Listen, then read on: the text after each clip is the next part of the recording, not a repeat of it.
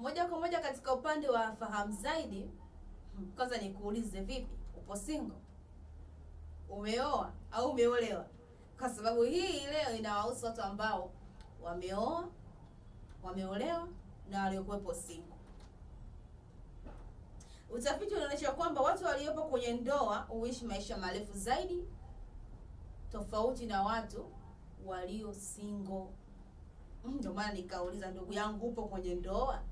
Umeoa? Umeolewa? Au upo single? Utafiti unasema hivyo kwamba watu waliopo kwenye ndoa huishi maisha marefu zaidi tofauti na watu waliopo single. Ndio utafiti ambavyo unasema. Lakini tukitoka katika upande wa fahamu zaidi, moja kwa moja tuhamie katika upande wa kitaifa.